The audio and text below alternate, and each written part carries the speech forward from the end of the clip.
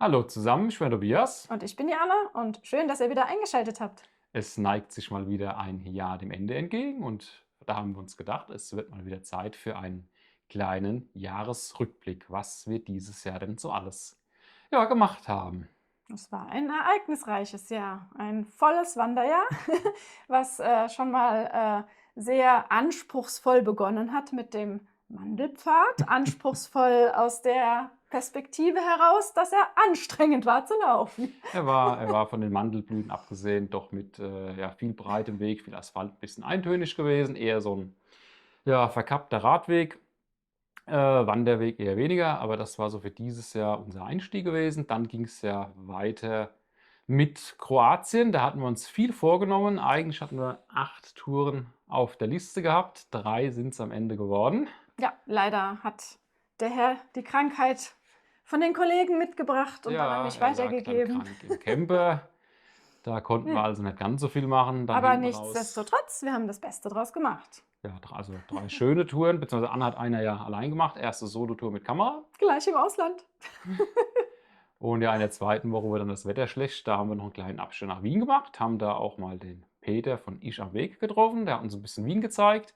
Da hat dann auch die Anne dann ein bisschen gekränkelt, haben uns so ein bisschen abgewechselt.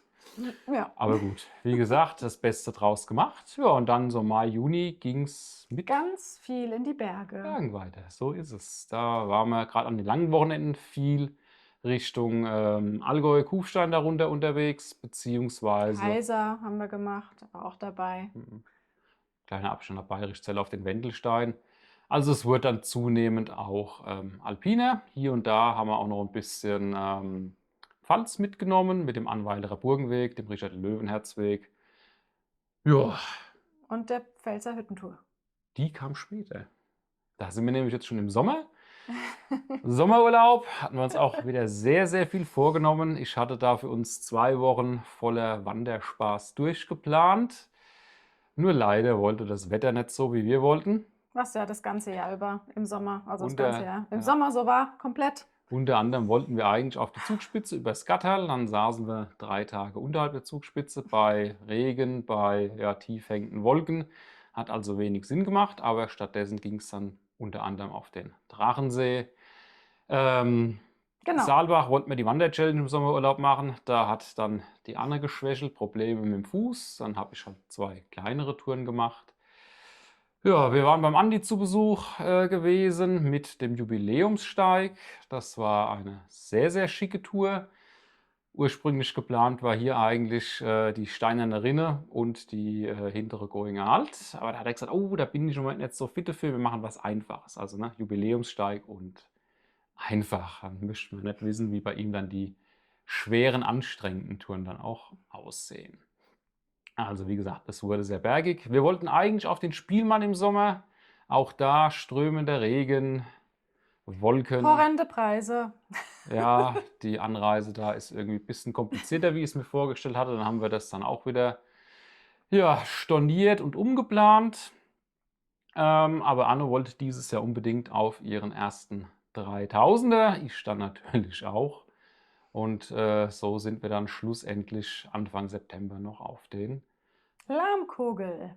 gewandert. So ist es. Wobei auch hier das Wetter war dann, ja, bisschen herausfordernd. Am ersten Tag sehr viel Wolken und Nebel mit Regen und dann ging das Ganze total ungeplant und nicht vorhergesagt in Schnee über. Heißt, wir sind dann bei winterlichen Verhältnissen dann auf den Gipfel hoch und dann von da auch wieder runter. Das heißt, bis zu dem Zeitpunkt kann man sagen, unser Wanderjahr war ein dauerndes Umplanen und Neuplanen, was auch auf den Lahmkogel, wie gesagt, voll und ganz zugetroffen hat, weil wir ja erst komplett laufen wollten, dann aber doch mit diesem Hüttentaxi gefahren sind. Wie gesagt, der Schnee war nicht geplant. Das ging den ganzen Sommer so. Aber wir haben so viele neue Dinge entdeckt, die wir sonst nicht gemacht hätten. Ja, wir sind eigentlich nicht traurig drum im Also bis Nachhinein. dahin auf jeden Fall sehr zufrieden und ja, unseren größeren Wanderabschluss für dieses Jahr haben wir im Oktober schon gemacht. Da ging es dann auf den Rhein-Burgenweg. Also da waren wir uns auch beide einig. Wir hatten jetzt so viele kleinere Wandertouren gemacht dieses Jahr. Wir haben gesagt, also eine Weitwanderung muss zumindest im Jahr dabei sein. Und ich wollte Und mal wieder was in der ja. weiteren Region machen und hat den Rhein-Burgen-Weg schon öfter mal vorgeschlagen. Und dann haben wir das dann auch endlich mal gemacht. Ja, war dann auch sehr schön, 13 Tage am Stück unterwegs. So alles in allem, der Weg hatte seine Stärken und seine Schwächen, aber Im Großen und Ganzen, sind wir ja. zufrieden. Ja, und ja, das war im Wesentlichen erstmal unser Wanderjahr 2025.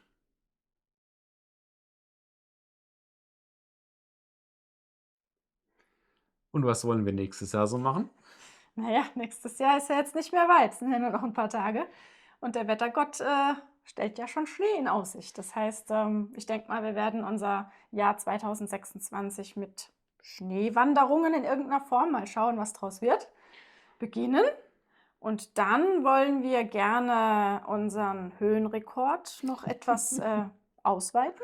Es soll Also also höher gehen als die 3022 Meter vom Lahmkogel. Wir haben uns da mal ein, zwei Berge ausgeguckt, die uns da reizen. und Schauen wir mal, hoffen, ob es klappt. dass das Wetter dann auch mitspielt, nicht so wie dieses Jahr. Und die Gesundheit. Genau.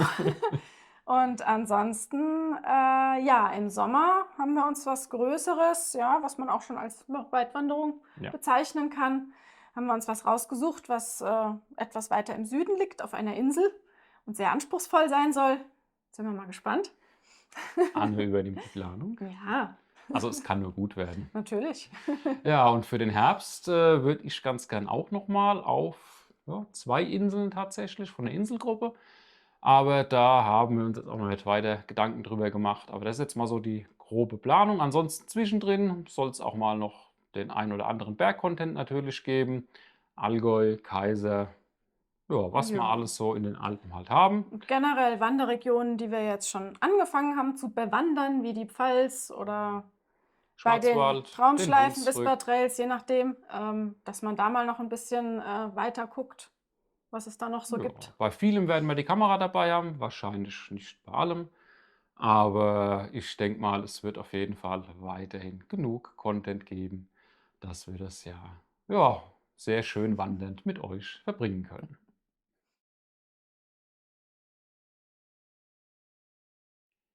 Das war er gewesen, unser kleiner Jahresrückblick 2025 bzw. Ausblick 2026. Hat uns gefreut, dass ihr jetzt wieder mit dabei wart. Und da bleibt uns jetzt nicht mehr viel, als euch einen guten Rutsch zu wünschen ins neue Jahr und natürlich auch einen guten Start ins neue Wanderjahr 2026. Und vor allem freuen wir uns sehr darauf, euch dann im nächsten Jahr wieder auf unsere Wanderungen mitnehmen zu können.